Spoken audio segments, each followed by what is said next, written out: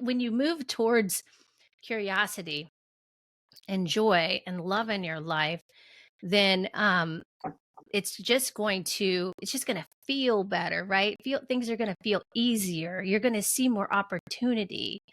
You're going to come across the right people that are going to be able to help and support you. You're going to love yourself more. So therefore more love will show up in your life. Like everything that we feel within gets created outside of us, and we're led to believe that what we see outside of us is what is happening to us, but we're creating it from our perspective within, truly.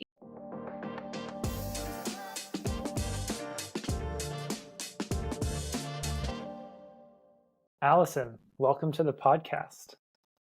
Thank you, Greg. It's a pleasure to be here. Thanks for having me on. Yeah. So we were just talking before we started about the creative process. So why don't you offer us a little insight into what your creative process has been recently and how you've really learned how to tap into that well of creativity, and even like what some of like the blockages have been in order for you to like really fully access that. Yes, that's a that's a It's a vast loaded question. question off the start. Yes. Oh my goodness. Yes. So I'll start by sharing how I got into this creative play, and in my own growth, but also teaching other people how to do this for really just wellness. Healthy expression is a big part of people's wellness journey, but we don't often include that with wellness. And what we teach people, we kind of stop at the food and the fitness, and then it kind of ends there, or at the self-growth, the emotional coaching and those kind of things. We take the steps to go towards that, but then the fun and the play kind of gets left out, creativity. So I decided I wanted to really help people with that, because the expression is like that true integration of health and how you show up that way. So for me, in the beginning, we were just talking about writing books, right? You guys are writing books. I wrote a book I guess now it got published in 2022. So it's been about a year and 6 months, I suppose. And so it seems like much longer than that. But my process was really, I wanted to understand myself better, is really what it came down to. And everything I've ever done as it relates to health and fitness and teaching other people has really been a journey of understanding myself, and then being of service of others so I can help them understand themselves better too. So this was no different. And what I found myself, right as the pandemic was hitting, my father had just passed away, and I'd come home to like my entire industry being just done in this city because all the gyms closed, and so there was nowhere for trainers to go. And I had been doing personal training most of my career, like since I started in my 20s. And uh so it was like all really I knew, and I kept this big schedule with tons of clients, so I never really put any time for myself in there. And I would always talk to other people about prioritizing time for themselves and all of that. And I would make time to do healthy self-care, like in the form of food and movement, but I wasn't really doing that for myself and what I wanted to create. And I wasn't creating that time and space for that for myself to really make my own dreams a reality. So that was the frustration there. And so when the pandemic hit, it was like, oh, this is the opportunity to do this. And I kind of had a slowdown right before the pandemic hit with my dad passing away. And because of that slowdown, I was able to reflect on really what I wanted to be doing. Like, do I want to be rushing around for the rest of my life, just from client to client, not really being able to do much but that? And I was like, no, actually I want to do something. I want to really share more of what I know and what I've learned throughout the years, and really look at my own stories and reflect on those. So I started to write a book, and I started doing that about 30 minutes every morning. I had read a book prior to that called The Artist's Way by Julia Cameron, and she talks about morning pages. And so I thought, well, I'll start that. I'll just start writing morning pages, which is where you just write automatically first thing in the morning.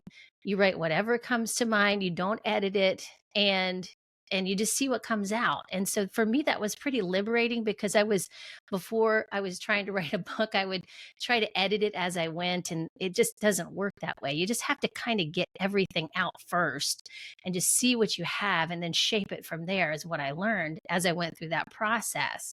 So that was pretty liberating to not only get that information out, but also just reflect and share my stories, or even just write about my stories on paper. Because sometimes we have these subconscious stories that we know are running in the background, but we've not really resolved or reflected on them yet. So they're still, in a way, they still have power over us and they still run the show.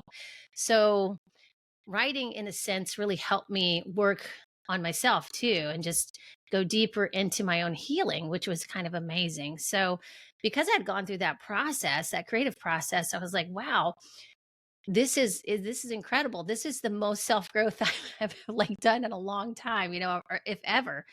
And I said, wow, okay, so for me, it was before more about perfectionism and doing things right. And what I discovered in this process was that there is no right or wrong way. It's like, it's your way, it's your own process. And then, so as we get into that creative process and our own individual ways of doing it, we discover our own process in life. And that's what I got to do. And now what I teach people to do as well. And like I was telling you guys, I'm now going into this next phase of my creativity where it's learning about music. And my parents were musicians and singers when I was younger, and I took a different path of gymnastics and became a competitive gymnast. And so, because of that, I really didn't get into music. I wanted to sing, but I kind of had to choose between gymnastics and singing.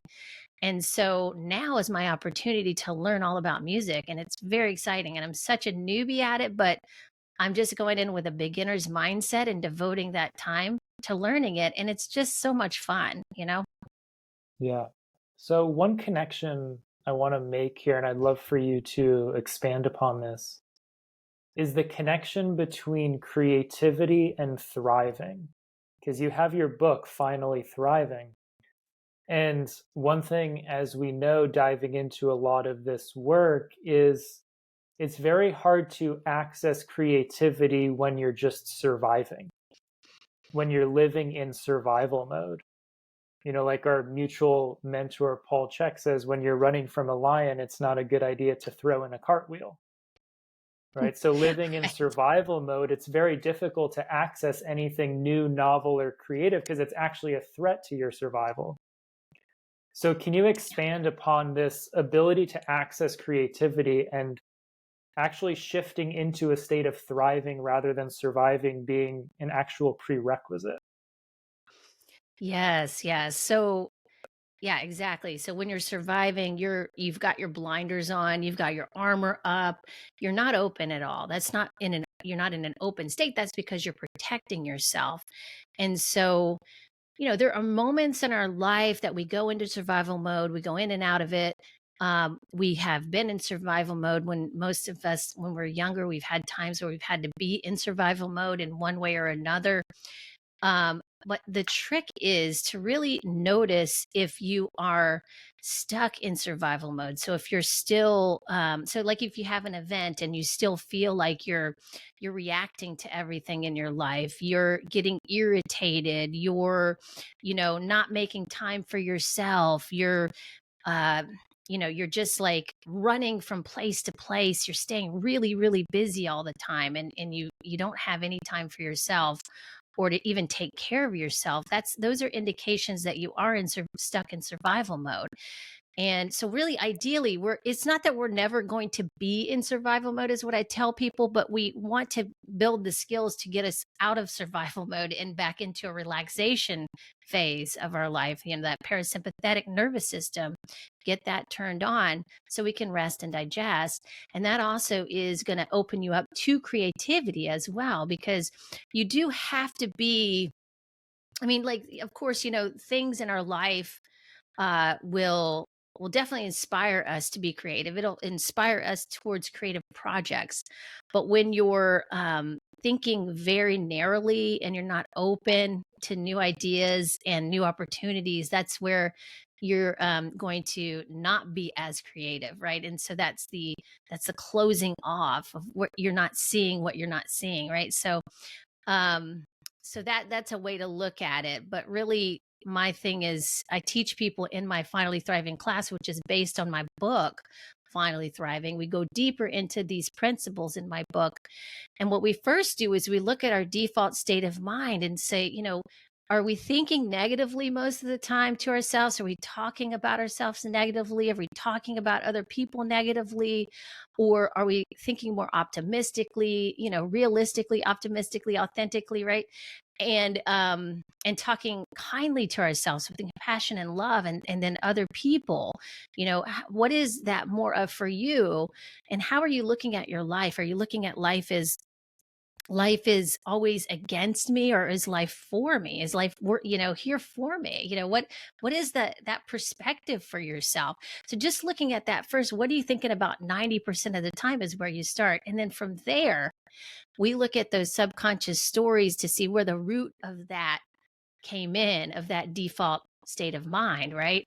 And then from there, we can start to resolve those stories and then open ourselves up to the imagination aspect of ourselves, which is where our creativity lives, right? So if we have no imagination muscle, then we're not going to be able to really do many creative projects, because it's going to be we're just not going to be able to think about enough things to really create. It's going to, we might end up copying somebody else or mimicking or stealing somebody else's work. I've seen that happen too. So so it's really about you opening yourself up to more of who you are, and looking at your shadows, looking at your stories, and reflecting on what you feel like is true for you or not. That's where we start. And then from there, the fun happens, because then you take away those blocks that are blocking you from seeing your potential and feeling the abundance all around you. That's what I teach my students. We go through that. And then we connect with our bodies and learn how to listen to our intuition. And we can get into some of that as well if you guys want to talk about that. I hope that answered your question, Greg. How do you guide someone? How do you guide someone into uncovering what their story is? Because also it's almost like it's not that we're accessing imagination for the first time, it's that we're using it in a productive way. Because it's almost like if we're projecting these stories onto our reality, we're actually using our imagination in a not so productive way, in a limiting way. By imagining or projecting some narrative onto our reality, that is kind of like using your imagination, but it's kind of working against you rather than for you. So how do you uncover what some of these, I guess, secret stories are that we tell ourselves? Yeah, so oftentimes we do that, like we're waiting for the other shoe to drop, or we're just creating these negative stories in our life about things not working out, because either we've been taught that or projected upon by people who brought us up, like our parents or caretakers, society, or maybe our parents worried a lot about us, so we really worry about like whether we can trust ourselves on something or not. That's the experience I had. But really, it's a fear. These are all fears, and yes, you can use your imagination through fear to scare yourself, or to stop yourself, or to protect yourself. You certainly can. But there is also a greater power that we can use through our creativity to use our imagination through love and curiosity. Excuse me. Mm-hmm. So to me, and it's just so when you move towards curiosity and joy and love in your life, then it's just going to feel better, right? Things are going to feel easier. You're going to see more opportunity. You're going to come across the right people that are going to be able to help and support you. You're going to love yourself more, so therefore more love will show up in your life. Like everything that we feel within gets created outside of us, and we're led to believe that what we see outside of us is what is happening to us, but we're creating it from our perspective within, truly. So it's the natural law of cause and effect. That's how it works. Everything gets Mm. created on the causal plane, and then it turns into the effect, which you see that's that lag time in our reality, right? Which is speeding up. But the lag time is becoming shorter and shorter. But that is kind of why it's hard to connect sometimes with those things with our outside world, because we don't always connect it with what we're thinking inside and what we're believing about ourselves, right? Because it Mm. happens like long time after sometimes, and we don't make that connection, but that is really what's happening. Are your clients mostly like full-time creatives, or are they looking for an outlet to express their creativity? What's that? I didn't hear what you Who said. you're Sorry. working with, are they full-time creatives? Are they people looking for an outlet for their creativity? Yeah, so I have coaches coming to me because they want to write a book, and they want help just opening themselves up to their higher creativity. So they really may be stuck, or they don't know what to write about, or they don't have enough confidence in themselves to really write something or have people read it. I mean, it's really you're putting yourself in a vulnerable place when you put your creative projects out into the world. It's one of the most vulnerable acts I've ever experienced. So many people are afraid of that, and then also some of them don't know where to start. They feel like they have all this information, but they don't know how to integrate it into a story and information that would be, interesting for people to read and those kinds of things. So that's one. Those are some people I get. I had a gentleman just recently who was uh he was canceled, publicly canceled, and he was going through the trauma of that in his life.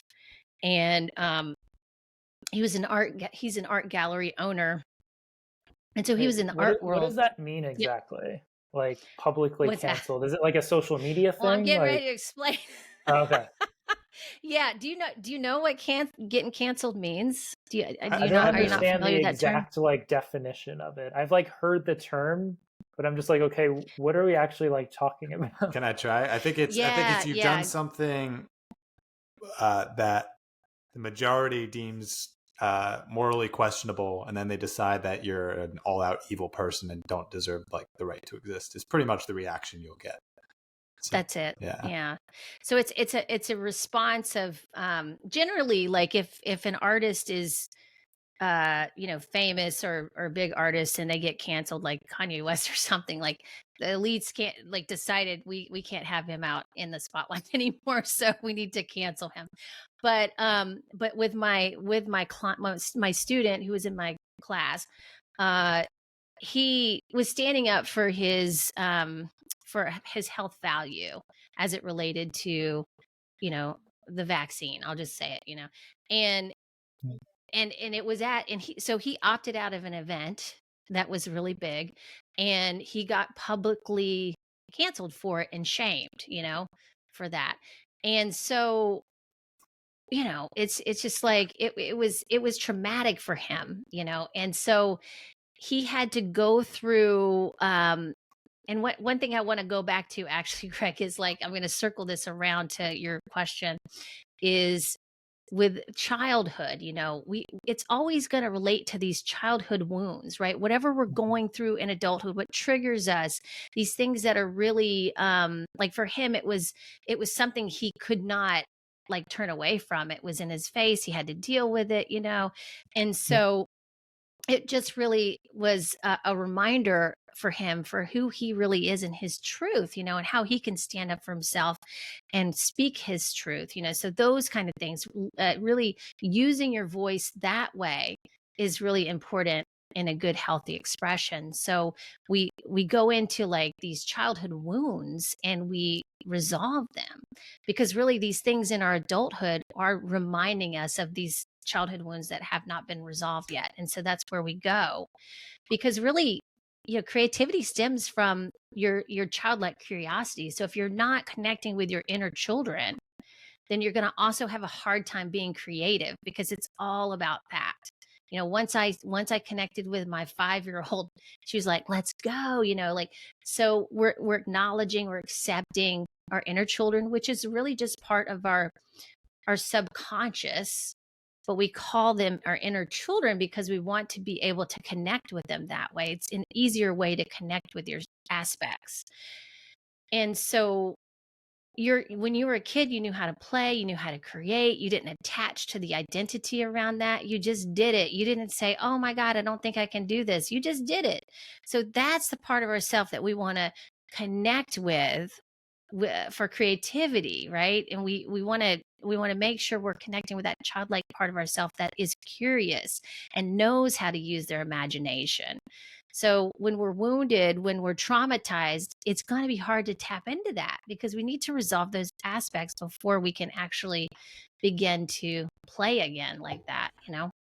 I hear that. I'll just be like devil's advocate on that for a second, which would be, Yeah, go I feel like ahead. a lot of the best artists in the world, not that it's a prerequisite, but we're capable of being incredibly creative without healing their like childhood wounds, and in some ways almost seems to like drive the necessity to create art, kind of from a I think maybe inappropriate location. for some people, maybe the art is their vehicle for healing 100%. the Yeah. childhood wound. Like my partner and her daughter, they recently went to a Taylor Swift concert. Yeah. And so much of like Taylor Swift's music is about all of like the heartbreak and the pain and the wounds, like from intimate relationships and things like that. And I was like, it's almost like she like puts herself in these situations to take on some sort of pain, wound, or trauma to then use that as a vehicle to like create something out of it. So I wonder like how many artists actually like on a soul level will step into situations that create pain, wound, or trauma almost as like the potential for more creativity or as a vehicle for like more creativity. So Yeah. I'm sure like doing the healing work kind of like clears the path for that like inner genius to come through, but it's also like a vehicle in and of itself. I would love for you to, Allison, maybe expand on that a little bit too. Yeah. And yeah, those kinds of creative expressions are great for feeling, you know, and somatically really integrating those aspects. Yes, absolutely. Sometimes people deal with their trauma through their creative expression that way. There's other people who, you know, don't do that. They want, you know, some music isn't like that. Some music is intended to create a lower vibration in people, right? Some of it takes people to a higher vibration. You know, you just have to decide what you feel like resonates with you. Um, but yeah, I think really wonderful art. A lot of it is made from pain. You know, it's created from pain and expressing that. But I think that um, we are coming into a new time where people don't necessarily have to do that so much anymore. Like if you can start resolving it, you can still create out of love and joy. I mean, it's also possible, you know. It doesn't have to always be painful, but those are just the stories that people resonate with because a lot of people have not resolved that pain in their own life. So it's like, wow, I really relate to this, you know. But that's just the way I see it, and I think it's beautiful. I don't think there's anything wrong with it, but that's the beauty of creativity is everybody has their own creative expression, right? And everybody does it their own way. And I've heard of you know, some musicians who go down the spiritual path and you know, and they learn a lot from that, and they, you know, it's like they create from their lessons in their life. You know, it could be, okay, yeah, this was painful and this was a lesson for me, and then I came out and I learned this and I came out on the other side, you know. And it can be something like that too. So I feel like the history that we've been exposed to in music has definitely been about relationship pain, a lot of it. And I don't know if like moving forward with that is super healthy. You know, I think we could eventually evolve that, but I Well, think so that was much of just it is kind of, so codependent. yeah, I know exactly. That's Like, what I was thinking too. Yeah, yeah, exactly. Yeah. So it's kind of what, again, it's like there'll be some art that resonates with some people, some art that resonates with other people, and I think that if it speaks to you, go for it, and if you producing art speaks to you a certain way and you feel like this is the way you need to express it, go for it. I'm not saying that you have to be working, work through all your stories or your childhood wounding in order to create, but I'm saying that what it does is it does open up the door to make you feel safe to create, because creativity is like very vulnerable, it's you're really putting yourself out there. So if you don't really work on that stuff before you create, you're going to end up putting your projects out and feeling all these things come towards you when people start giving you feedback, criticism, and all this stuff, your wounds will come up. So I'm just saying, like, it be a really good idea to work on that, as you go through the creative yeah. process. I mean, I could share my sort of case study on this because I've thought about this a lot. Yeah, So, sure. like, I've been writing music since I was like maybe 12. First, like piano pieces, and then like more singer-songwriter, and then band stuff. And that was like the processing for like wounds, I guess, or like issues or quote unquote Yeah. traumas. And like that's how I resolved them before I learned actual like psychological tools or emotional tools to actually resolve them. And so once I did that, or as I started doing that, I started looking at music very differently. And it kind of freaked me out in a sense because I'd look at, say, more like metal or like emo music and how it almost is like negative energy or like traumatic energy, and it like feeding itself almost, like when you see like a concert of this going on and everyone in the audience, it's Yeah. almost like it's just like amplifying it in a weird way and allowing it to keep existing. And even as I did some things, I was like, is the only music that makes like real sense almost like when you go into a church and it's like angelic sounds and everything else is like some level of woundedness being expressed. I just had this weird kind of identity crisis around music and its role as it relates to like psychology and emotions and energy and vibration or whatever you want to call it. So it's still something I process as I look at songs I've written or things like that. Like, is this just like reinforcing a certain energy frequency, quote unquote? It's kind of how it feels sometimes. Yeah. Yeah, I love that you brought that up. That's a really good thing to notice, because that is what's happening. There is music shows do amplify that frequency of whatever frequency of the energy they want to amplify to the people, right? And so the same with, some of the songs, some of the, musicians aren't writing their own songs. They're getting it from their producers, and they're, some of those lyrics are intentionally, I don't want to say people are doing bad things, but sometimes they are, like and so you want to send negative energy, like you said, with the emotional, the emo stuff. It's like depression, right?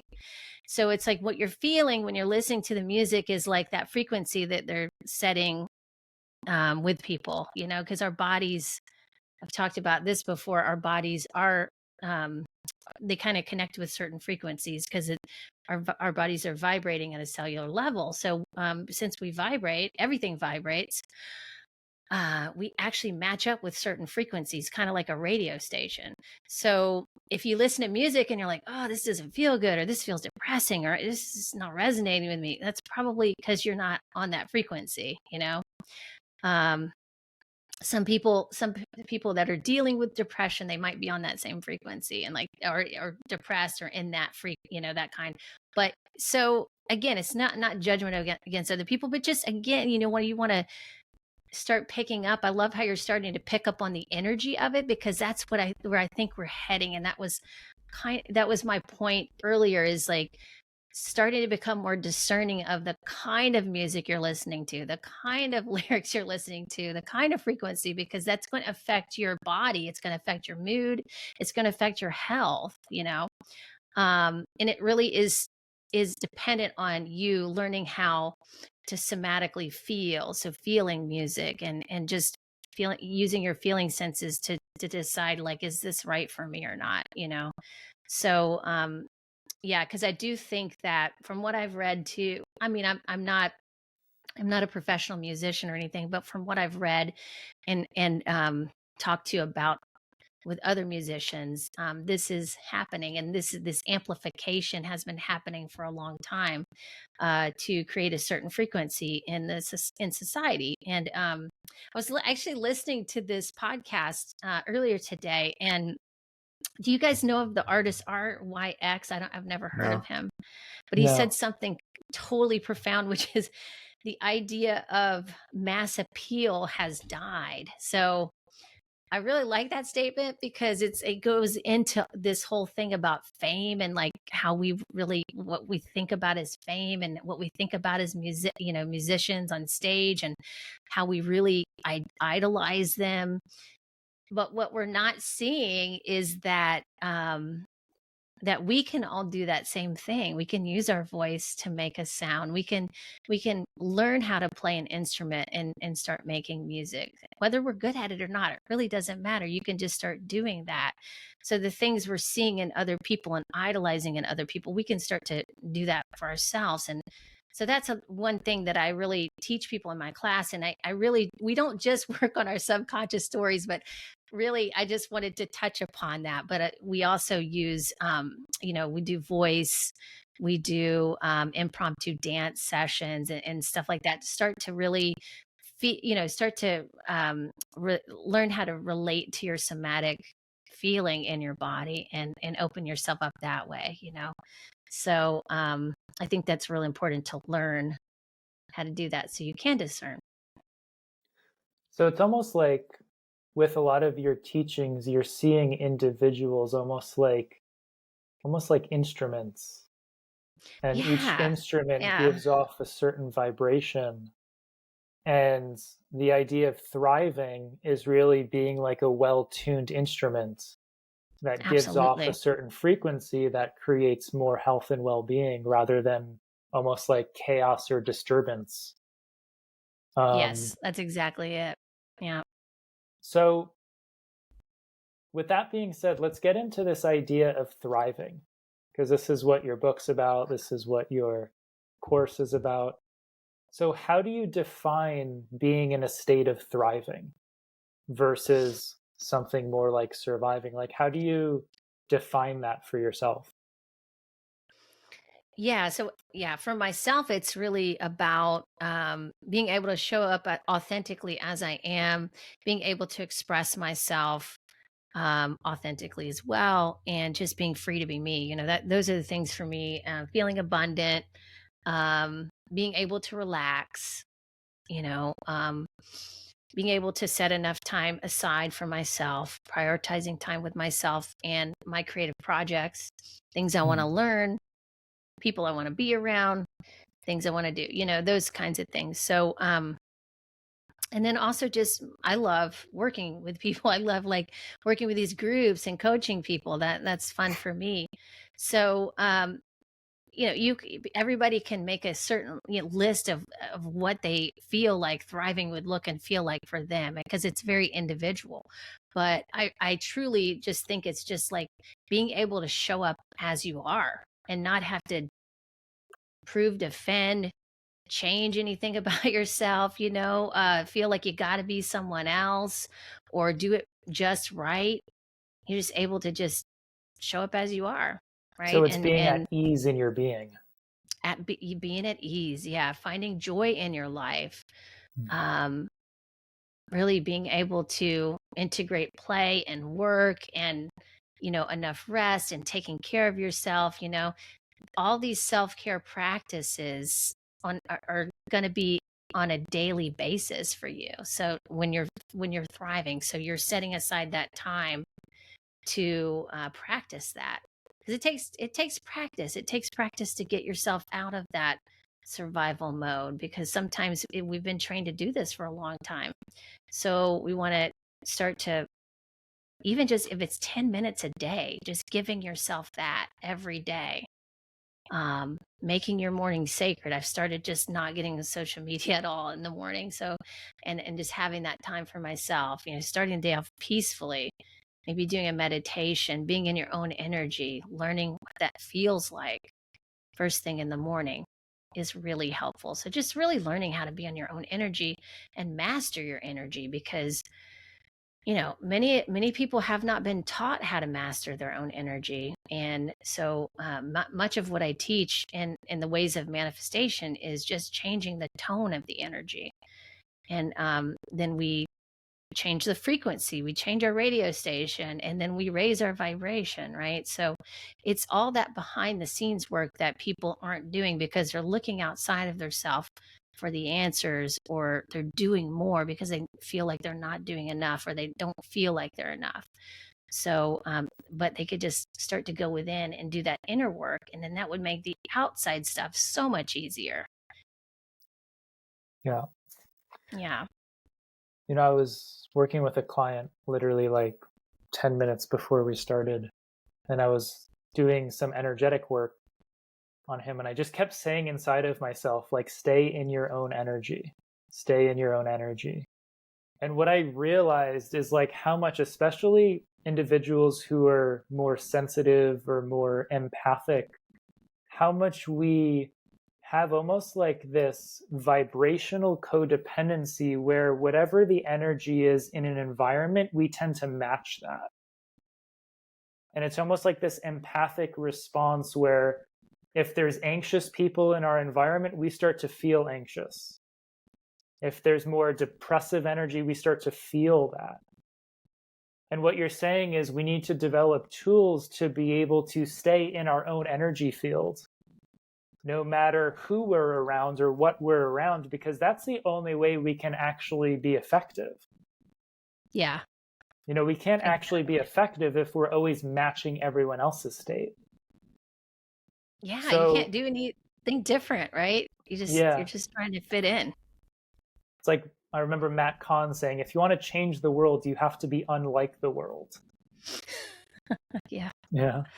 So what are the kind of like simple and practical ways that you do that, or ways that you kind of talk about in your book to do that, whether it's meditation or grounding or, whatever it might be, just some like simple and practical ways for people to get into that state of more like energetic independence, like within themselves. Yeah. So, and I'm a person, I've been very empathetic, or empathic all my life, and again, that's why I got into coaching, because I'm really good at reading people and their energy, and I can instantly just know what they need. But with that, you do, like you said, you get mixed up in kind of where you are and where they are, and like you're kind of matching their energy after a while instead of coming to the table with a different energy. So yes, that's important, and I teach my students how to do that. I have one woman who was having panic attacks, and mainly because she just felt like she needed to do it right. She was doing all these spiritual practices. She was kind of making it like it was something, it wasn't fun. It just felt really restrictive in her life. And what she really needed more was play. And so when she was able to give herself the space to play, to make mistakes, to not take life so seriously, then she was not having the panic attacks anymore. And so it's like how we're looking at these practices, right? Are we, and so what I teach my students is take the tools, take the practices, whether it be meditation, whether it be walking out in nature, getting in your garden, doing some gardening, could be working on an art project. It can be sitting with your food and blessing it, it can be just laying on the floor and doing nothing, whatever it is, playing a musical instrument, being creative that way too. Whatever it is, it has to resonate with you. You have to really enjoy it, otherwise you're not going to do it, and it's going to feel like it's a chore, or you're not going to make time for it naturally. So we want to move towards practices that we really enjoy. And the idea behind it is to learn how to create more presence with ourselves, because ultimately, that's where we find the peace, is when we can create that presence. And when you can create pure presence with yourself, then you can be around anybody and be in your own energy, right? Yeah. because you're not thinking about anything else, right? You're there. Yeah. So let's get into your book a little bit. I have a couple things written down that I would love for you to expand upon. Mm-hmm. The first, because a lot of your chapter titles are very, they kind of draw you in with that curiosity. The first is Free Your Feet. Yeah. Can you share with our listeners what you mean by free your feet? Yeah, I mean, the feet are what electromagnetically connect us to the earth, right? And we rarely think about the feet, especially as it relates to fitness. I was seeing all these clients who are like, oh God, my hip, my knee, I've got this hip pain, this knee pain. I can't figure out what's going on. I've been to all these people. I'm like, let's look at your feet. So if, and that was like kind of like the simplest thing I could get people started with without getting too complicated. And it was the most helpful. So most of the time people have like shoes that are very uncomfortable, binding their toes and their feet. Their feet can't really move very well. They've got a lot of space between themselves and the ground. So they're not really connecting to the ground, and as well as their feet are just really bound. So what it does is it stops that electromagnetic connection from the earth and up the spine and into the body. So you're not getting that feedback right from your feet. Plus they're not moving over the ground you're walking on. So you have no feedback there either. So I just started, I wanted to put that in the chapter, as a part of the fitness and the connection to your body aspect, because I feel like that's one of the most important things. I mean, this is your foundation, literally.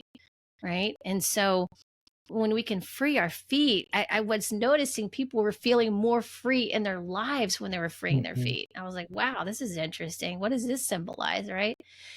And it just, to me, is like, okay, you can do all the fitness programs in the world, but if you're not focusing on freeing your feet with, buying the proper shoe wear or going barefoot, getting out in the grass with bare feet, working on some balancing moves, mobilizing your feet, moving the bones in your feet, stretching your toes, all these things you could be doing. There's so many things.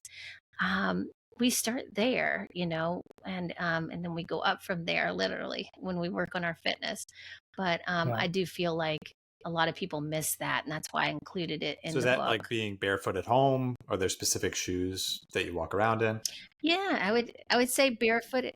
Yeah, barefoot at home. You could do, if you like the minimalist shoes. Those are the ones I Which use, ones? just because I like to be able to feel my feet. Some of the minimalist brands of shoes. There's a ton of them, but do you wear the minimalist shoes at all? No. So it brings your body into a natural state of relaxation, because we really are meant to feel the ground we're walking in through our feet. That's another way that we've What disconnected are some of those naturally, brands? in our society, is through shoes. Let's see. I really love, my favorite right now is Lems, Lems. That's what I have most of. I have different I'm styles imagining. in I'm those hoping shoes. there's like a not like noticeably. I'd imagine almost like the five toe kind of. I guess you're in Oregon, so this is probably more common. The Yeah, like Vibram. Birkenstock kind of shoes, but if they're like Yeah. almost inconspicuous, it would be kind of cool. Let's see, Lems. Yeah, the limbs are pretty cute, and they don't look ugly like some of Oh, they them made them used bolder. to. Mhm. Some of them are pretty bad. Like the Vibrams, I tried those for a little while, then I was like, I can't do this anymore. But yeah, so and then I wear these little sandals that are minimalist, like very thin sandals too. I think the brand I have is Bedrock, and I think it's based out of Colorado. But yeah, I mean, it's just a way of naturally, there's so many natural things you can do, because your body is built to connect with the earth and to thrive from connecting through the energy of the earth. And as the energy ramps up in the earth, which it has been, if you guys are familiar with the Schumann resonance, it has been ramping up quite a bit. And so just putting your feet on the ground now has a whole new meaning, because now you can actually you can harness way more energy from the earth because it's going up, Sorry, you know, in what's the going up? frequency. So um, the Schumann resonance, they have measured, they measure it all over the world. Different stations of measuring the Earth's. It's called also the Earth's heartbeat, but it's the Earth's frequency. I don't know. I've heard the term. I don't know anything about it. I'll look it up. It's cool to look up. Yeah, I should definitely look it up. So But yeah, another so thing our is, frequency will match with the Earth if you put your bare feet on it. Yeah. yeah, another thing is the bottoms of the feet have so many meridian points. Yeah. So as you're touching the ground and really getting a good amount of pressure into the bottom of your foot, when it's actually connected, you're feeding energy into, and you're working on a lot of those meridians that relate to your glands and organs. Like, I found as soon as I started wearing like minimalist shoes, 5 fingers, things like that, whenever I was in the gym with clients and I was just standing there, I would notice myself intuitively like pressing the bottoms of my feet against different surfaces, almost as like working on different pressure points. And you could feel like this like stress relief response, like just by doing that. So I think those like meridian points are also hugely important to like exercise contact with. So that's amazing that you include that in your book. Thank Talk you. about the vibration of simplicity and the need to belong is strong. Those two really caught my eye. Great subjects, Yeah. great like So one headers and thing, chapter titles, by the way. Really, they pop. Yeah, oh, thank you phenomenal. so much. I really appreciate that. Yeah, thank you. I just wanted to, and that's another example. Like I had hired my own editors so I could keep the integrity of the book, because I had a feeling, I told Greg, I was like, they might change it, you know, for marketing purposes. And so I did my own editors so I could keep that integrity. So I'm glad I did, because I get a lot of good feedback, and I really feel like people love the titles as well. I've gotten that from other people too. And they plant, and all these things are just for planting seeds in people to reflect on their own lives and see where they want to go with it and what it reminds them of too, you know. So I've noticed that too, that's happening. So the need to belong is strong. Yeah, I'll start there. You know, it's something I certainly experienced as when I was younger. You know, we all experience it. We first get this when we are in our families. You know, it's our first tribe, and we want to belong to our families so badly. We'll do anything to do that. So we kind of survive in those situations sometimes because we're wanting our family to acknowledge and approve of us, and so we'll really compromise ourselves when we're younger to belong to the family. And that's, I thought it was important to add that in there so that people could understand, like, if you're still doing this as an adult through other people like partners, friends, society, you know, work, trying to belong, there might be a deeper issue there. Like maybe there's something that you know, you dealt with your parents, and when you were trying to fit in there in the family, and that can be a good reflection. Because I came out needing to fit in, so it really did change who I was. It changed what I showed people about me and who I was as a person. I would try to, you know, change myself to fit into groups and make friends and you know, all kinds of stuff. I wasn't being myself.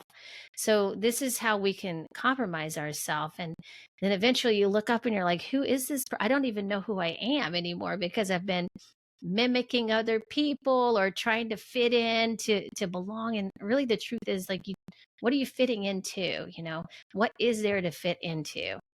You know, the truth is, like, you can be as big as you want to, and I teach people with energy how you do that, how you expand your energy, and it can be infinite. So, you know, obviously we have our bodies that are limited in that way, but our energy can expand out forever. So if we think about it that way, it is it's pretty expansive, in some ways. So we don't need to pull our energy and to fit into somebody's view of us to be accepted, that kind of thing. What's What that happened old to Greg? saying? It's no sign of health to fit into a sick culture. Yeah, I've great always point, liked that. Greg. Yeah, because think about what everybody's doing right now. And why would you, not everybody, but a lot of people, and what people have been doing for the past couple of years, it takes courage to step outside that box and be your own person and go by your own values and your own beliefs, especially if they are not in line with everybody else's. Mhm. But that's why, it's important to really get comfortable with your values too, before you start, before you get challenged by other people about that, because you want to make sure you're clear on that. Um, Many people found themselves, um, in a bit of a pickle this past couple of years, very compromised to make health decisions that they weren't prepared to make, right? And that's what I saw a lot of. Yeah. Which leads us to the vibration of simplicity. Because I think one thing our culture does is gets lost in complexity. Yeah, totally. That was what I was seeing. And at the time I was writing the book, I thought, God, there's so much intellectualizing everything right now. There's nothing wrong with intellect. I think it's great. We need intellect. We need the energy of the mind to understand and comprehend things. But then we need to balance that with the right brain, the creativity, right? And again, you don't want to be too far right brain. You don't want to be too far left brain. You want to find that integration between the two. And so I had felt when I wrote that book that there was like I said, too much intellectualizing. People were not using common sense as from my perspective during that time. And I thought we need to get into our right brain so we can start thinking more creatively about how to solve these problems, and how to move forward and really stand up for our values, and then live a life of joy from there. So, because we make it too complicated, and a lot of spirituality makes things too complicated, and people get stuck in their head about it, about all these spiritual practices, and it's not about the spiritual practice. The spiritual practice is the tool. It's how you use it. It's how you perceive it. It's how you integrate it. It's how you experience it, right? And so we can think about these till the cows come home, but really that doesn't do any good. It really takes that next step of taking inspired action and integrating the practices that really resonate with you, that you feel joy from. Yeah. I always like the teaching that when you meet an enlightened being, you would never even know it.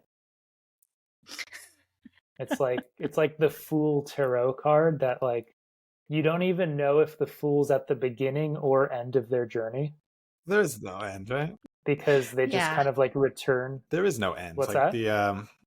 the story I heard being like I met someone, they said they were enlightened, and I said, really? And they said yes, and I said, well, can you tell if I'm gonna pass gas right now or not?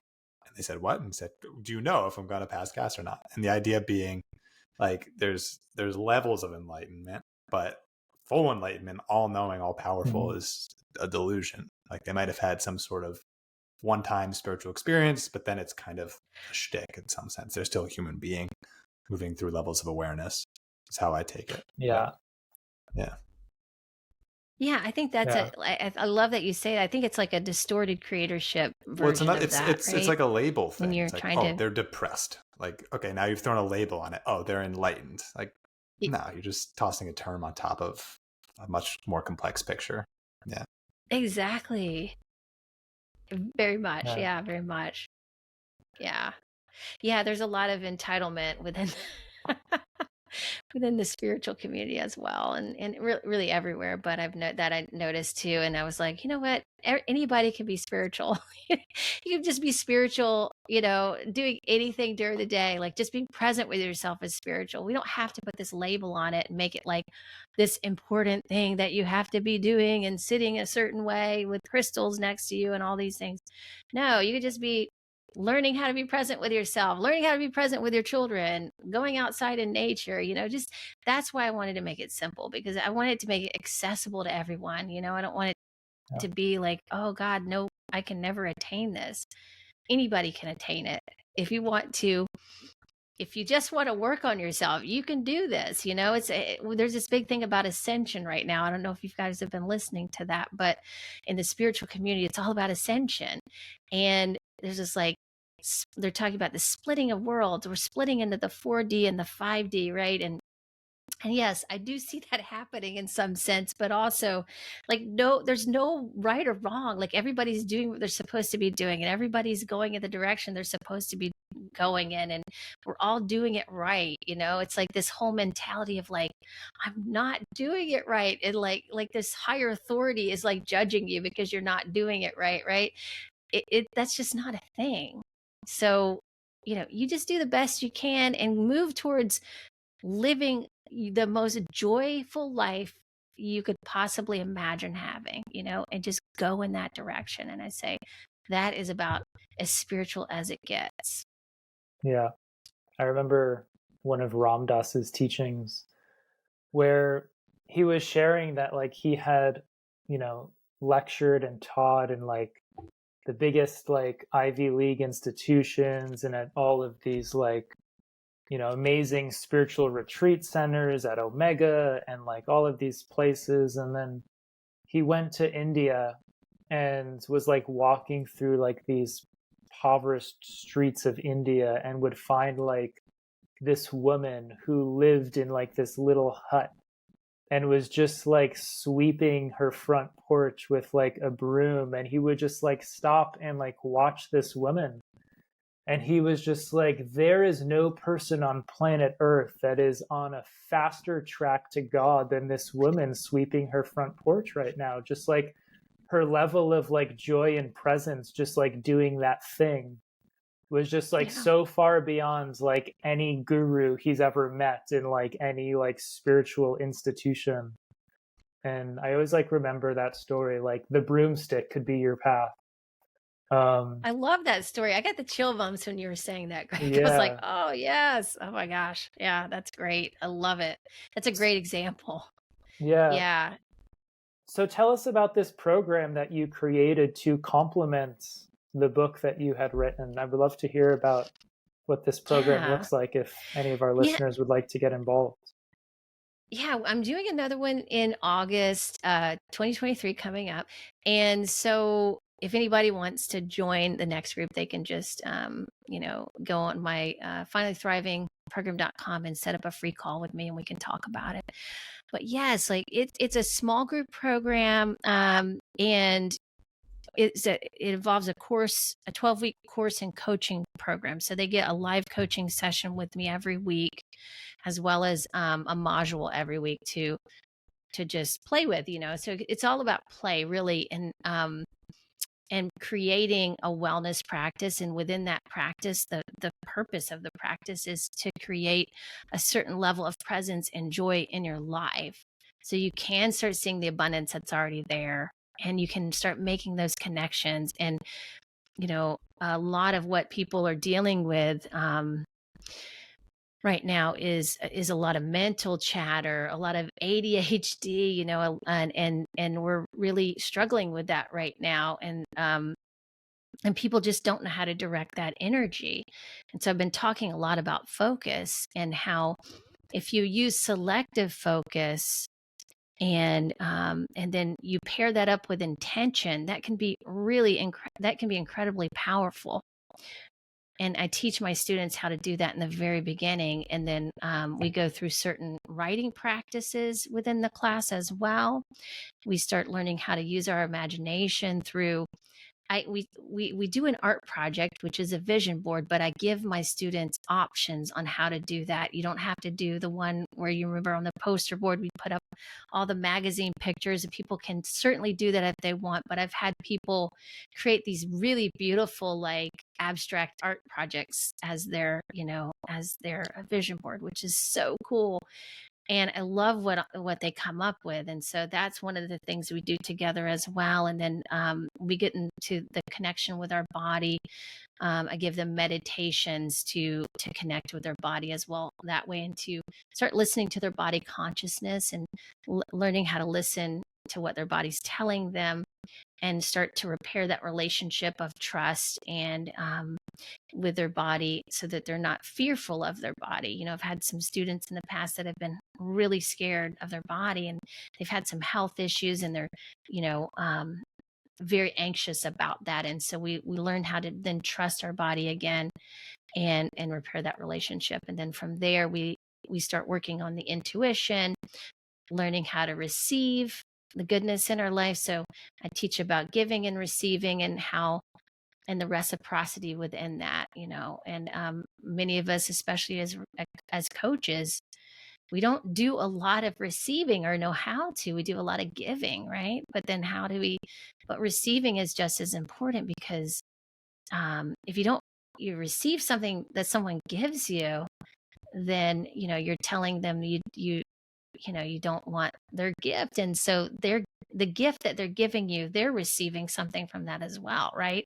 So it's kind of understanding how all that energy works as well. Mm. And then towards the end, we learned how to also listen to our intuition, our inner knowing, be in our own energy, and then, celebrate our wins, which I think is very important. And by the end, everybody has like a really strong affirmation they can walk away with it, and a wellness practice where they can continue to integrate and practice that in their life. And that was one of the things I really wanted to do in the class, is give people something that they could walk away with and use. Beautiful. Yeah. Question before we wrap up. Why do we have such a hard time receiving? Yeah, this is a really good question. Yeah, so I know it was hard for me to receive, and so I think for me personally, it's about rejection. If I ask for what I want, I won't, somebody will say no, or, it's about what you experience really as a child. Either it could be about money, around money. It can be around just asking for what you want, or being heard that way. Or, if you were told no a lot, and you just got rejected constantly for putting that out there, that's another way of kind of shutting that down. And so receiving can just be receiving rest for yourself, receiving healing for yourself, nourishment. That's why receiving is really important. It's not just about gifts or money. It's also about health. It's about vitality. And if we're not able to receive, we're going to be so busy all the time. We're going to be giving, and depleting our energy constantly, until we learn how to give back to ourselves that way. So that's why I also thought it was important to include, as well as, receiving abundance. And there's a practice that my teacher taught me. I started just receiving everything, because I would always say, no, I'm good, thank you, But then I started saying, well, I'm just going to start saying yes to everything, even if it's something I might not want. So I'd get on a plane, and, the stewardess would give me those like chemically laden, like sanitary wipes for your hands, and here you go. Oh, thank you so much. Thank you so. And she would be so happy and lit up about it. And I was like, wow, okay, there's something to this. I wouldn't use it, but it was just like I was practicing receiving. And so that's what you can do in your life. If someone says, hey, I would love to buy you a cup of coffee, or I'd love to buy you lunch, just be like, oh, thank you so much. That'd be wonderful. Just accept it. It's easier for some of us than others, but if you're that person who always says, no, I'm good, thank you, I don't need anything, you might want to start thinking about saying yes and thank you to some things, and that might change the energy. And other things will show up in your life that you want, or that you need, as far as support, or it could be money too, and all of those things. Yeah, I think that's so important. A lot of Yeah, times we put so much emphasis on like the I'm not enough story, but a lot of times it's actually the I'm afraid of being too much story, exactly. Yeah. where like I notice sometimes like my partner offers like a neck massage at night, like, or a back massage, and like I actually have a hard time receiving it without like then reciprocating afterwards of like, do you want one? Like, so I've had to practice like, okay, Greg, you can receive this neck massage and not have But to can owe you though, Greg? anything in return. Is there not next? Is it meaning like because like the law of fair exchange, right? So like we all want to find an equal balance between giving and receiving, and we intuitively know that. So like if I charge for a service, and as I'm setting the price, it feels really high, it's because I don't think it's a fair exchange. So like when she's giving the massage, does it feel like the exchange is she's enjoying doing it, and so it's an equal with, or are you intuitively feeling that she's giving more than I'm giving, and I need to reciprocate and create fair exchange here? So it's almost like a homeostat within you that's trying to I think balance it out. it's I think it's like the wounded child who felt as though everything was so conditional that like you didn't want to be put in that position. Like Yes. everything was so transactional, But that's I don't know if it's where now to actually be able, I actually experienced that too. I felt like this heavy burden of needing to, like, I had to give somebody something if I received something from them, you know. And it was like a lot of pressure, a lot of obligation, and that was also similar reason. But then what I realized too is that if you can start to heal that part within you and realize that, you know, that it's not always what it's about, and you don't have to see it that way. um you're giving, you know, someone might give you something, but then then then maybe you give somebody else something, you know, because you got inspired by someone giving you something. It doesn't have to be a direct yeah, exchange it could be as it going relates to somewhere that. else. Yeah. Or, you know, yeah, so, or it can work the other way around. You give someone something and then someone gives something to you. You know, it's a we just think lot like, oh, it has to be from this person because they gave me that, or whatever you know. No, it could be totally not even connected to that, you know. So that's another way to look at it. It's you're just putting an energy out there, really, you Yeah, know. beautiful. So if people want to learn more or get into your program, where would you like to direct them? Well, they can go to finallythrivingprogram.com. They'll find all the information about the program there, and then they can set up a call with me as well. And they can also go to my website, AllisonPelot.com. If they want to get my book's on Amazon. I also have an audio book for the book too. And then, you know, I think that's really about it. I have, right now I'm doing the group coaching, and I'm doing still some fitness coaching one-on-one. So if anybody's interested in that, I do it online and in person. I'm happy to work with people with that as well. So yeah, that's about it. Oh, Instagram, Allison Pelot _ if you want to find me there. Beautiful. Well, Allison, thanks again for coming on. Thank you guys. It was a pleasure talking to you. It was really fun. Thanks for having me You're on. so welcome.